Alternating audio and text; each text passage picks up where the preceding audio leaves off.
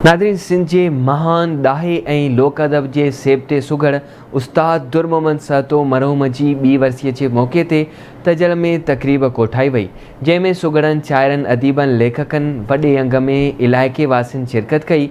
वधीक तफ़सील ॾिसूं था पीराणो साहिल बमरोची हिन रिपोर्ट में।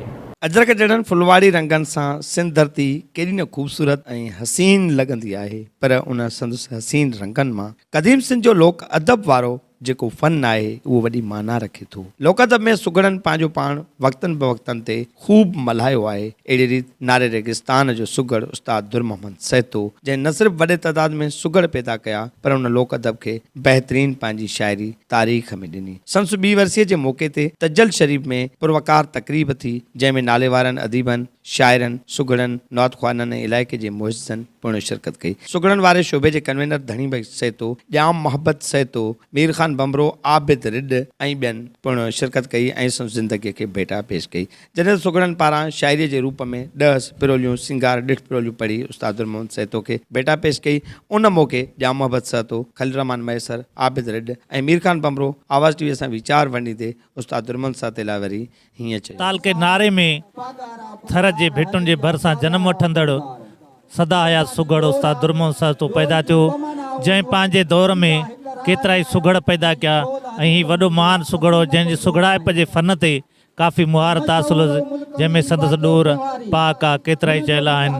ऐं असां अपील था कयूं हुकूमत खे त अहिड़े महान सुघड़ जूं वर्सियूं गवर्नमेंट तरफ़ां मल्हायूं वञनि। सकावत खातिरनि खे इहो अर्ज़ु कंदुसि त जीअं ॿियनि नालनि सां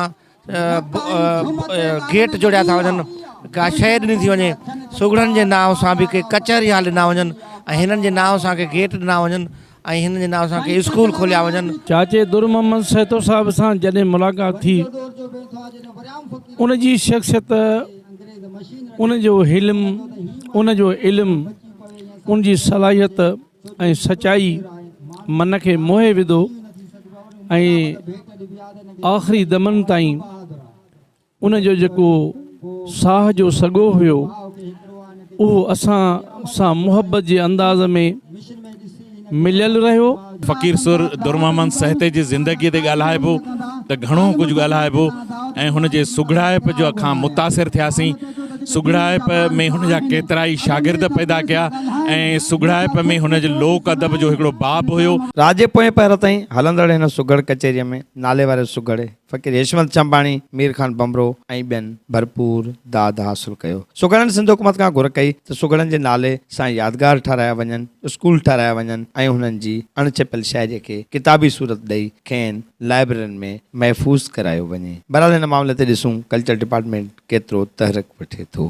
पीराणो साहिल बमरो, आवाज़ टीवी न्यूज़, नारो।